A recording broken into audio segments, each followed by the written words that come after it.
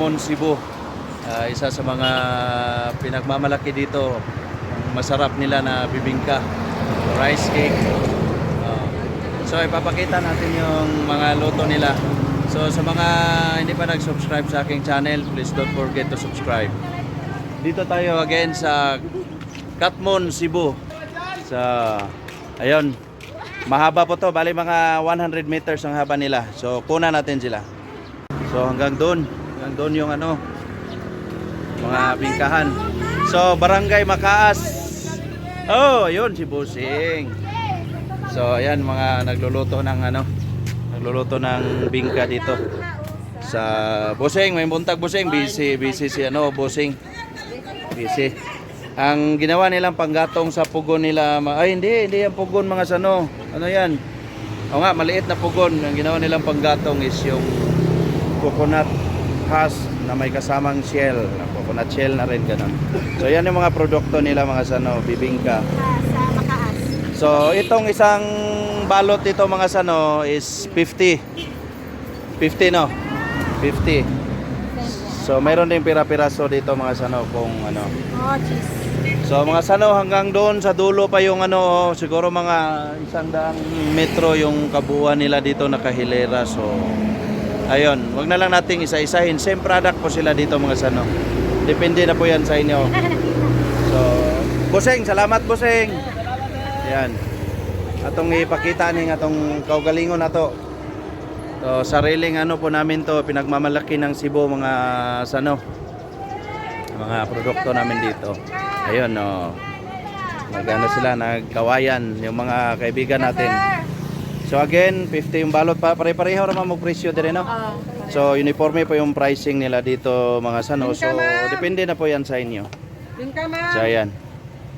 So tandaan nyo mga sano, sa amin sa Bisaya, basta bingkang liki, lami gina.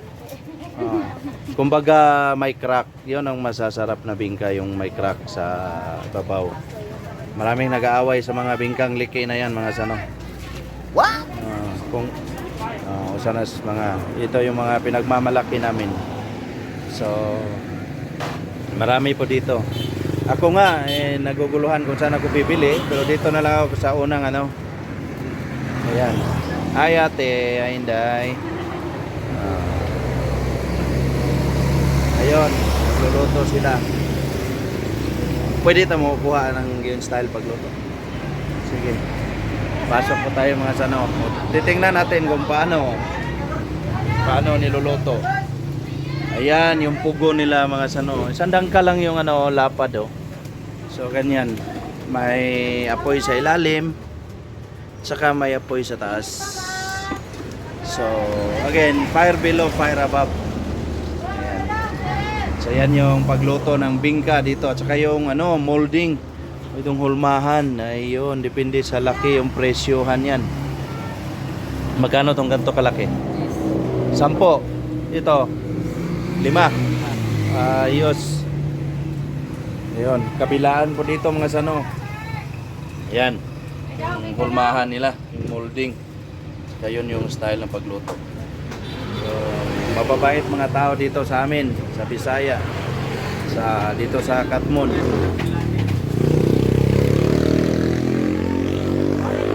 So ayan, ayan yung bibingka dito sa Katmon.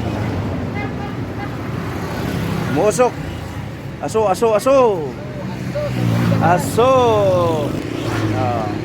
Ano lang dito, barkadahan lang sila dito, magkakabarangay. Mula dito hanggang doon sa dulo, tungtod sa Tumoy. Mga paisano, kanan, nakahilera. Ay, kumpiyansa. Ayun. Ay, si Wilson bibingka pala itong binilhan ko. Andun si Nichelle, si Risa, si Lods, haba. Hanggang doon. Basta may usok, yun na yun. So yan mga sano, bibingka ng Katmon, Cebu. Masarap.